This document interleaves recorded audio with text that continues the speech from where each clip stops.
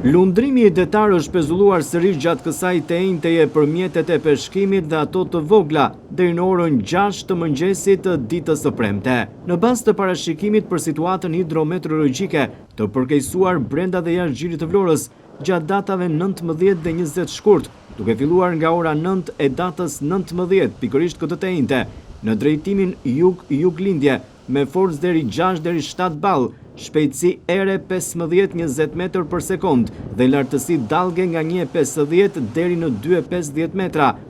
Bën të mundur kështu që situata të ndaloj pajisjen me leje nisje të mjeteve të vogla lundruese dhe atyre të peshkimit që synojnë të operojnë jashtë Xhirit të Vlorës në det të hapur, duke filluar nga ora 8 e datës 19 shkurt deri në orën 6 të mëngjesit të datës 20 shkurt.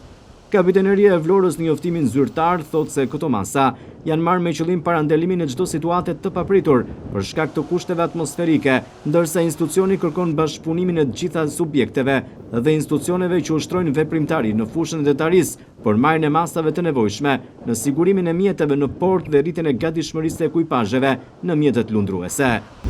Lundrimi i detar është pezulluar deri në orën 6 të mëngjesit të ditës së premte. Ky është njoftimi i fundit i kapitenerisë. Me njerë duket se pronarët e mjeteve të vogla lundruese kanë marrë masa për sigurinë e mjeteve të tyre, sikundër po ndiqni edhe nga pamjet pasmeje, ku mjetet e vogla të peshkimit janë siguruar në këtë territor për të bërë të mundur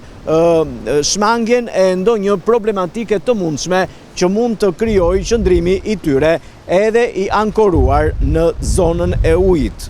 Por kapiteneria e Vlorës thotë se anijet e transportit ndërkombëtar detar do të vazhdojnë të operojnë normalisht sipas destinacioneve përkatëse. Përmirësimi i situatës hidrometeorologjike për mjetet e vogla lundruese dhe të peshkimit pritet të ndodhë pas orës 6 të mëngjesit të datës 20 shkurt, pikërisht ditës së premte.